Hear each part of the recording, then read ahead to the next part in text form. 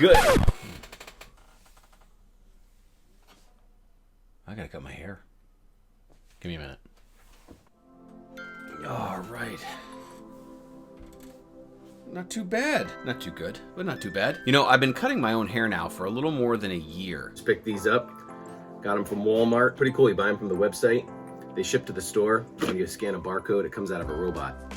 It was a new skill, new acquired skill. Never cut my hair before the lockdown.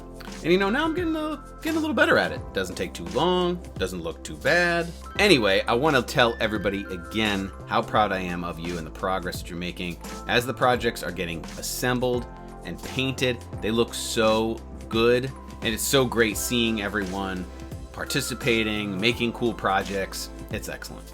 I want to reassure everyone again that if you're still struggling, having a hard time adjusting to any changes or anything, please reach out to your guidance counselors, your teachers. We're all here to support you. We do care about you, and please don't forget it. So as of today, there are 4 working classes left that we have to work on this project. June 11th, remember, is the absolute last day that I can take work on the project. We're just gonna be doing some finishing touches up that following week before we take everything home. We're gonna be cutting out those desktop organizers this week. Most of the handles and the sides have been done. Ran another sheet of handles on the CNC machine. This time we talked about how to glue the box together. Now I want to talk about how to attach the handles to the box. All right, next. All right, our glue is all dry, and now we're ready to attach our handles. These are not glued, these are just pressed in because this is the same width. So when you attach the handle to the side, it's gonna keep this, you can keep these uprights. When you attach them, it's gonna hold this in place, so you don't have to glue up here. You also don't have to glue this to the box. In this case, we're gonna use a screw to hold it together. Now, if you don't have a screw gun like this, we can talk about it on the Google Meet. We can pre-drill the holes, and you can just use a regular screwdriver to put these screws in, or you can glue it. You wanna measure out where on here you want it to go, and measure this so that it's in the center of the box. This needs to be centered.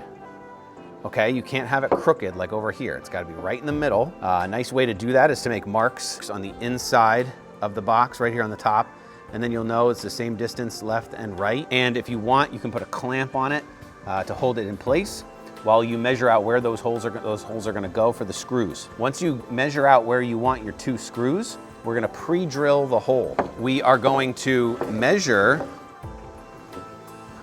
on the side of the box where we want the screw to go in. So if we were to take your side and put it in place, and we had those marks like we talked about before, we can then plan out where here those screws are gonna go through. And then we can pre-drill with the drill those holes.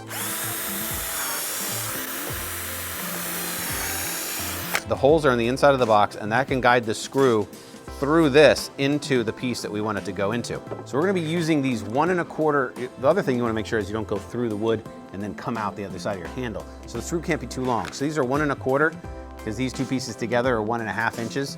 So this is fine. These are, actually these are Craig jig screws, and they're square drives.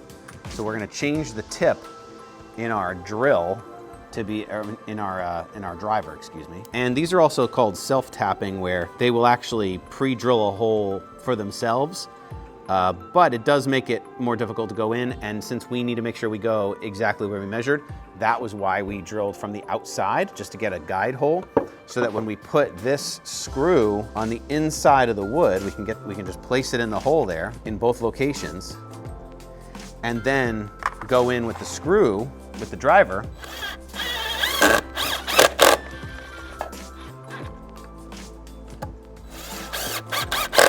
And there we have it.